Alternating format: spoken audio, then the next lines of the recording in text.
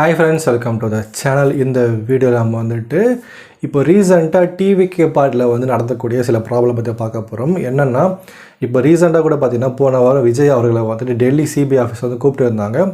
கூப்பிட்டு வந்து கரூர் இன்சிடென்ட்டை பற்றி வந்து அவர் வந்து விசாரிச்சுருந்தாங்க.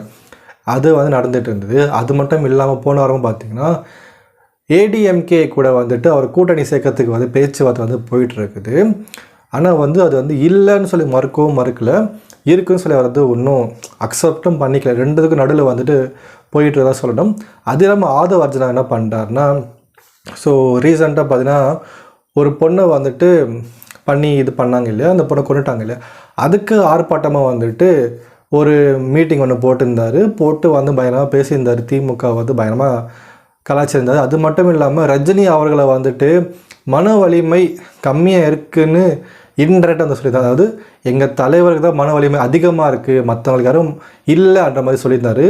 அதை அவாய்ட் பண்ணிக்கலாம். ரஜினி அவர்களை வந்துட்டு மன வலிமை கம்மியானவர் அப்படியே இன்டெரக்டாக மீன் பண்ணுற மாதிரி ஆயிடுச்சு. பட் அவர் டேரெக்டாக அப்படி சொல்லலை. திமுக குடும்பம் தான் வந்துட்டு அவர் வந்து நெருக்கடி கொடுத்து கட்சியை வந்து கலைக்கிற மாதிரி பண்ணிட்டாங்க சொல்லியிருந்தார். அதுலேருந்து பார்த்தீங்கன்னா ரஜினி ஃபேன்ஸ் வந்து பயங்கரமாக ஆதவ் அர்ஜுனா மேலே கடுமையான விமர்சனம் வச்சுருந்தாங்க. அவரே சொல்லியிருப்பார், எனக்கு ரொம்ப வந்து விமர்சனம் வச்சுக்கிட்டே இருந்தாங்க, தாங்கியே முடியல சொல்லியிருந்தார். அது மட்டும் இல்லாமல் பல அரசியல் தலைவர்களும் வந்துட்டு அதை கண்டிக்கிறதாக பேசியிருப்பாங்க.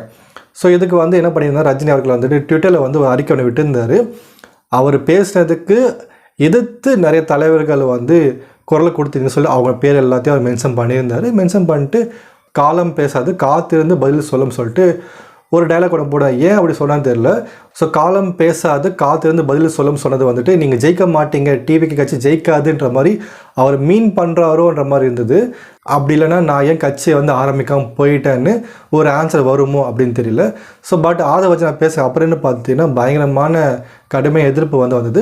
அதுக்கு வந்துட்டு ஒரு மன்னிப்பு கேட்குற விதமாக திரும்பவும் ஒரு மீட்டிங் ஒன்று அரேஞ்ச் பண்ணி ரஜினி ஃபேன்ஸ் கிளப்பில் இருந்து ஒருத்தர் வந்து டிவிக்கில் ஜாயின் பண்ணியிருப்பார். அவரை வந்து பேச வச்சு அவர் மூலியமாக ஒரு கொஸ்டின் எழுப்பி அதுக்கு வந்து ஆதவ் அர்ஜுனா வந்துட்டு ஒரு ஆன்சர் ஒன்று பண்ணியிருப்பார். நான் அப்படி சொல்ல வரல. ஸோ அன்றைக்கி இருந்த எனக்கு மென்டல் ப்ரெஷரில் வந்துட்டு அந்த ஒரு கொடுமையெல்லாம் தாங்கிக்க முடியாமல் ஒரு வாய் தவறி வந்த வார்த்தை அந்த மாதிரி அவர் சொல்லி முடித்து வந்து பகிரமாக மன்னிப்பு கேட்டிருப்பார். ஸோ இதெல்லாம் பார்த்துட்டு இருக்க விஜய் வந்துட்டு எதனா ஒரு ரூபத்தில் வந்துட்டு எதனா ஒன்று சொல்லணும். இந்த மாதிரி பேசுறதுக்கு வந்து மன்னிப்பு கேட்டிருக்கணும், இல்லை அவரை வந்து நான் வந்து கண்டிச்சு சொல்லணும். எதுவுமே சொல்லாமல் விஜய் அவர்கள் வந்து ரொம்பவே சைலண்ட்டாக மெயின்டைன் பண்ணிகிட்ருக்காரு. ஏதோ வந்துட்டு நம்மளும் கட்சி ஆரம்பிச்சிருக்கோன்ற மாதிரி ரொம்ப மெத்தனமாக இருக்காரோ அப்படி தான் தோணுது. டிவோர்ஸ் கேஸ் வந்த அந்த சூழ்நிலை வந்துட்டு த்ரிஷாவை கூடின்னு ஃபங்க்ஷன் அவர் போயிருக்க மாட்டார். நம்ம கட்சி ஜெயிக்கணும் அப்படின்னு நினச்சிருந்தாருன்னா அவர் வந்து ஒவ்வொரு விஷயத்தையும் பார்த்து பண்ணியிருப்பார். அவங்க கட்சியில் கூட பேசுகிற விஷயத்தை கூட அவர் பார்த்து அதுக்கு தான் அவர் ரியாக்ஷன் பண்ணியிருக்கணுமே தவிர இப்படி அமைதியாக இருக்கிறதுல எந்த ஒரு பிரோஜனமும் கிடையாது நடிகர் விஜய் அவர்களுக்கு. போகிற போக்க பார்த்தீங்கன்னா விஜய் அவர்களுக்கு வந்து அந்த நடிப்பை வந்து டோட்டலாக வந்து விட்டுற போல். ஏன்னா சினிமாவுக்கும் போகிறதுக்கு வாய்ப்பு கிடையாது. இப்போ கட்சியில் வந்து இப்படி இருந்தார் அப்படின்னா கட்சி ஜெயிக்கிறதுக்கான வாய்ப்புமே கிடையாது. இப்போ என்ன ஒரு நியூஸ் வந்து தெரிய வந்ததுன்னா, இப்போ 2020 எலெக்ஷன் நடக்க போகுது இல்லையா, அடுத்த மாதம் ஏப்ரல் 23 வந்து எலெக்ஷன் நடக்க போகுது. அதுக்கான ரிசல்ட் வந்து அதுக்கு அடுத்த மாதமே வந்து தெரிவிச்சிருவாங்க. இப்போ 2026 வந்துட்டு திமுகவும் திரும்ப ஜெயிச்சிட்டாங்க அப்படின்னா விஜய் வந்து நடிக்க போனாலுமே மிகப்பெரிய அளவில் வந்து பாதிப்பு விஜய்க்கு தான் இருக்கும். அவர் ப்ரொடியூஸ் பண்ணி யாரும் வரமாட்டாங்க, அவர் படம் ரிலீஸ் பண்ண விட மாட்டாங்க, ரிலீஸ் பண்ண பிரச்சனை ஏற்படும். இதெல்லாம் வந்து அவர் யோசித்து அவர் பேசாமல் வந்து நிறைய பேசிட்டாரு, திமுக எதிர்த்து நிறைய பேசிட்டாரு. இப்போது அவர் ஜெயிச்சே ஆகணும் அந்த ஒரு சிட்டிசன் இருக்கும்போது கண்டிப்பாக அவர் என்ன பண்ணணும் அப்படின்னா, இப்போ நம்ம யார் கூட இருந்தால் நம்மளை ஜெயிக்க முடியும் அப்படி அவர் யோசித்து அதுக்கான ஸ்டெப்பை தான் அவர் எடுக்கணுமே தவிர தனிச்சு நின்று அவன் ஜெயிக்கணும் அப்படின்னு நினைக்கிறது வந்து எப்படி அது பாசிபிலிட்டி கிடையாது இல்லையா. எடுத்த உடனே வந்து ஜெயிக்க முடியும்னா யாராலும் ஜெயிக்க முடியாது. அப்போல்லாம் பார்த்தீங்கன்னா நீங்கள் வந்துட்டு மக்கள் நீதி மையம்லாம் ஜெயிச்சிருக்கணும்.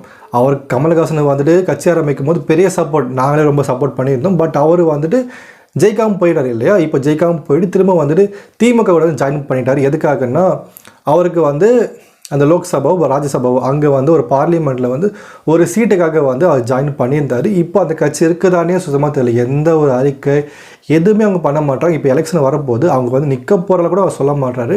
ஸோ அது வந்து நான் விமர்சனமாக தான் வைக்கிறேன். ஒரு கட்சி ஆரம்பிச்சிங்க, ஒரு எலெக்ஷனை பார்த்தீங்க, அடுத்த ஒரு எலெக்ஷன் வரும்போது அது வந்து திரும்ப ஆக்டிவ் பண்ணணுமா இல்லையா.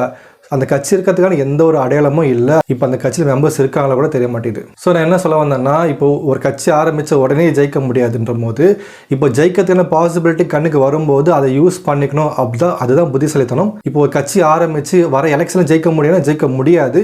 இப்போ நம்ம யார் கூட இருந்தால் நம்மளுக்கு சேஃப்டி அப்படின்றத நம்ம பார்த்து நம்ம அங்கே போனால் தான் அது வந்து புத்திசாலித்தனம். இல்லை நான் தனிச்சு நிற்பேன் அப்படின்றது எந்த ஒரு வகையிலும் லாபம் கிடையாது. உங்களுக்கும் சரி கட்சி தொண்டனுக்குமே லாபம் கிடையாது.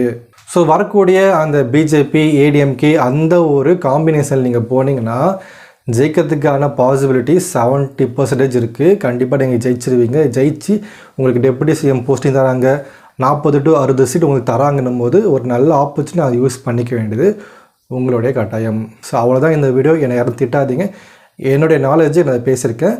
ஓகே ஃப்ரெண்ட்ஸ், இன்னொரு வீடியோவில் பார்க்கலாம். நன்றி, வணக்கம்.